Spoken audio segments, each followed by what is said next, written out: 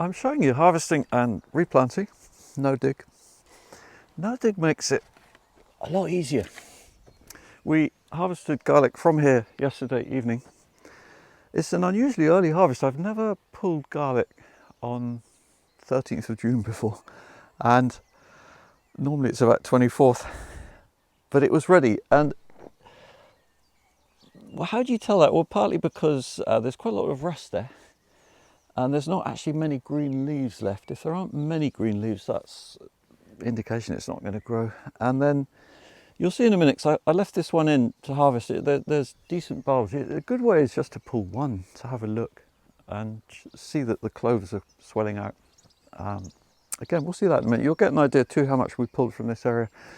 And then I just want to show you with no dig how you prepare the ground for the next planting.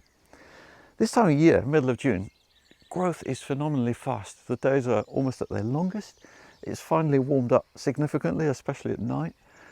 So that the sooner you get the next planting in, the better your harvest is going to be in the autumn. Every day is precious at the moment. Speed really counts, much less than in the spring. And with no dig, you haven't got much bed prep. So two differences here a little bit is one, I left the roots, I cut the roots off the bulbs as we're pulling them. Edward, who was harvesting the other side, put them in his compost bucket. Both are fine. It's just a question how tidy you look. I mean, this actually is quite nice for earthworms. They like that.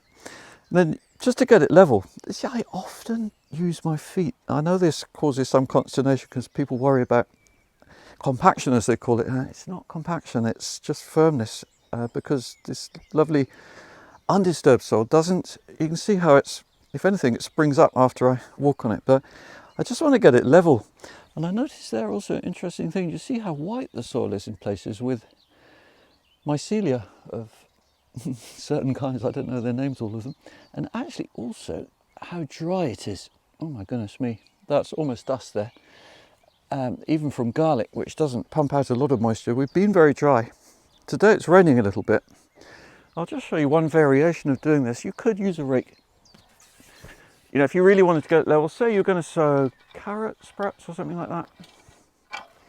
So that's option.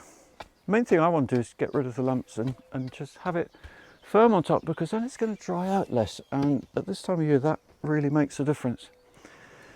And then what to put in next? I've just brought along this selection because these are seasonal possibilities. You've got leeks. These were sown 2 months ago in early April. We potted them on, so they're ready at any time. And as soon as something finishes and you want to grow leeks, you can pop them in. These are Brussels sprouts. Ideal week for planting Brussels sprouts. These were sown second week of May. Multi-sown beetroot, sown just 2 weeks ago, perhaps a little more. Not quite ready to go in yet, but that's an indication of the kind of thing you'd be putting in June. And dwarf French beans or bush beans, they're good to go at this time of year for picking from August and into early autumn. So all of those possibilities. And once you've just got your bed ready to go like this, I just use a dibber to make a hole, just like that, and pop in the plant. There's no need to do anything more than that. The compost we put on last year before planting, or just after planting the garlic, in fact, that's good for keeping the soil fertile and healthy for this whole year now. So there's no extra addition of anything for second planting. Again, that speeds things up. You could also, oh yeah, just caught my eye, these onions. These are actually spring onions, believe it or not, which we planted late September last year from an early September sowing, multi-sown. You can see there, lovely bulbs. And so we could have pulled them as spring onions. But if you don't need them at the time, which we didn't, then you can leave them and they're bulbing up, as you can see. And they're good to eat at any stage. You've got a lovely onion there, a white onion. And there's also a red one called Lilla. That one's white Lisbon. So to finish the garlic, here's the last one. And look at this. Amazing indication of how much root is in the ground there. I actually want to get it out without disturbing too much, so I'll give it a little bit of a shake like that. And we can see that lovely root system, which I'm going to trim off, because what I find is if you cut these roots off at harvest time rather than leaving them to dry, well, they're much easier to trim off basically, and you get a much cleaner bulb. And then I'll actually take it over. We were doing this with buckets yesterday, but I'll take it over to the compost heap now and just show you what we're doing with the debris, since it's right here, and how I do this. This is a compost heap we only started 5 days ago, sorry, and already it's going nicely. The temperature's 50 centigrade, will soon go up even more.